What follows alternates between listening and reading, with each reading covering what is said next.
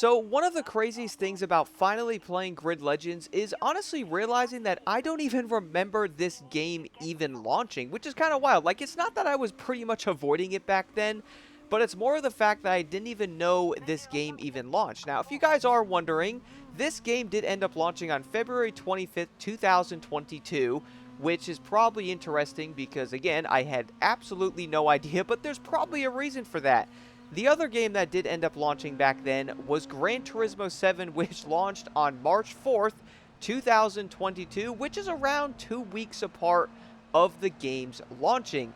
The thing is, Gran Turismo wasn't obviously just another crazy racing game. It was the return of, well, probably one of the biggest racing franchises ever, and it was probably massively hyped back then as I was being preoccupied with other games, but I would say following Gran Turismo 6, a lot of people probably couldn't wait to play Gran Turismo 7, and what's kind of crazy about that, though, is it's not necessarily that Grid Legends was a terrible game. It was the fact that, bro, it had to literally compete for attention at probably one of the worst times ever with a game of a behemoth of Gran Turismo 7. And a lot of people might be like, well, Block, that's because Gran Turismo 7's a better game in every single way.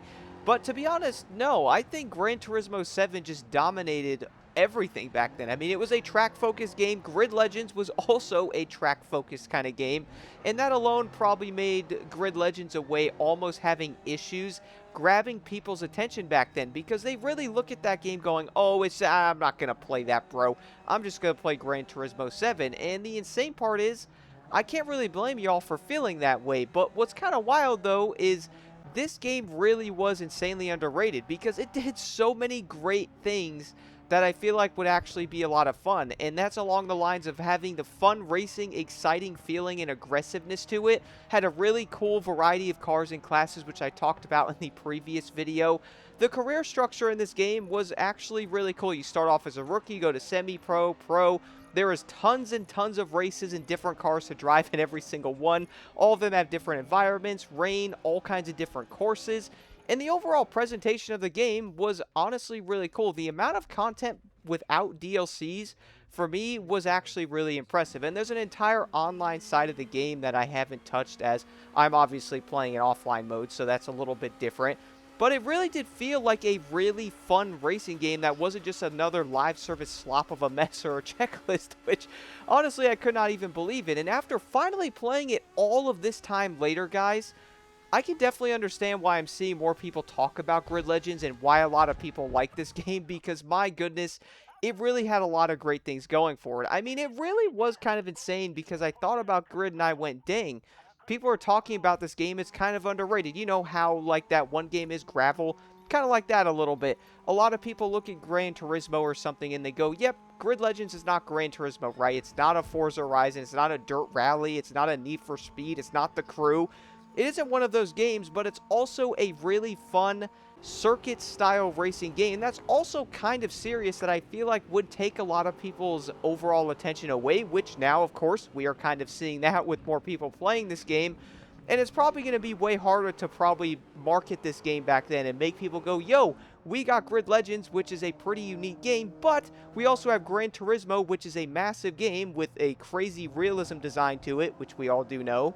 And also on top of that, it has some of the best car models on the entire market, which everybody can agree with. And then if it was competing with The Crew or Need for Speed or Horizon, it is not an open world game. So I think it kind of got overlooked in a way. And the worst part is, guys, I probably overlooked it as well. I mean, I was even part of that same people, or like that group of people. And I don't really know if that's a terrible thing, as it really was just released at a bad time that got overshadowed by so many other things, guys. But I kind of ask myself, though, what if Grid Legends really did release at a different time? And, like, what if it really did?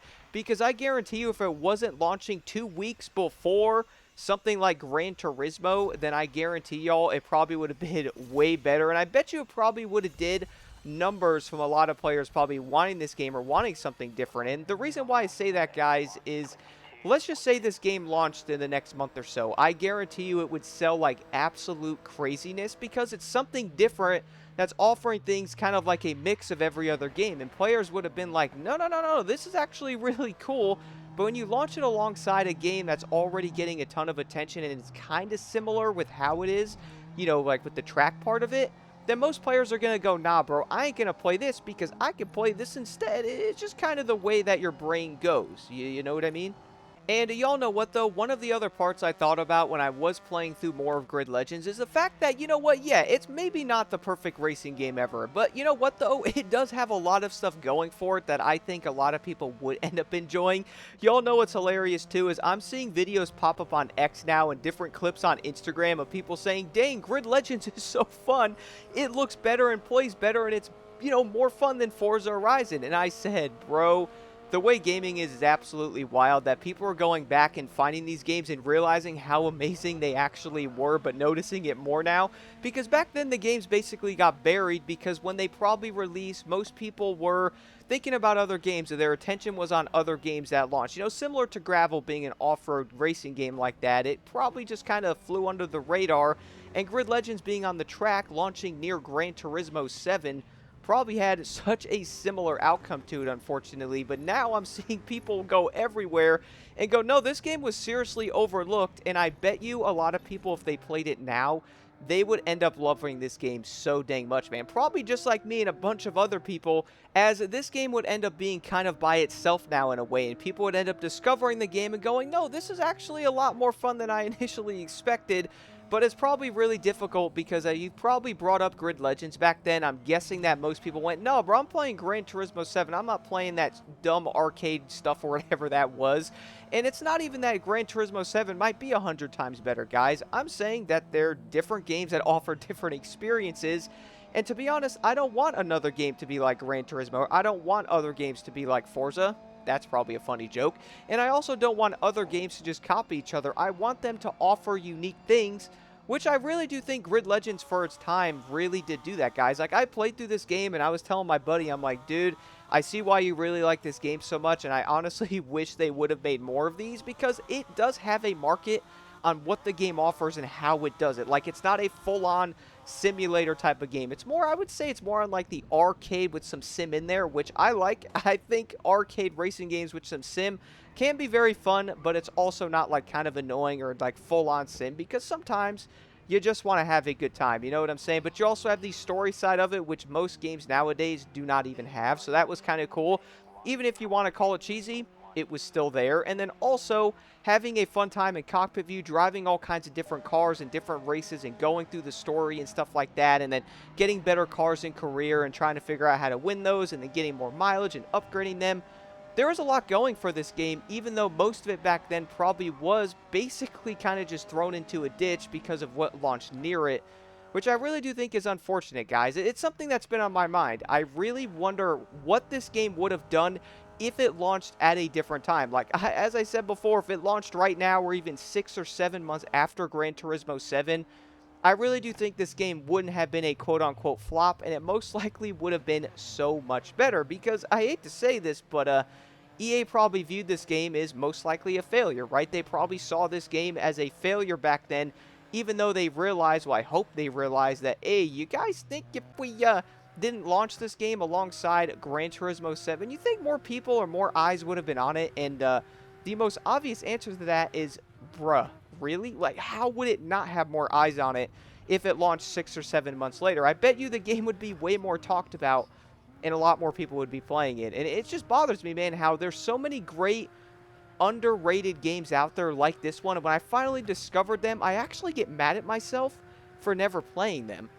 What's probably kind of wild, though, is I bet you as time does go on, more and more people will end up playing this game and going, dang, Grid Legends is so underrated. Like, this is so fun. It's better than modern racing games. It looks on par with them, and it's so entertaining to play with how the game is designed. I bet you the more people that probably play this will be in a super similar mindset, guys. I gotta say, if you can get this game on sale, you find it somewhere, man, give it a shot, because I guarantee you, you will definitely have a great time on it.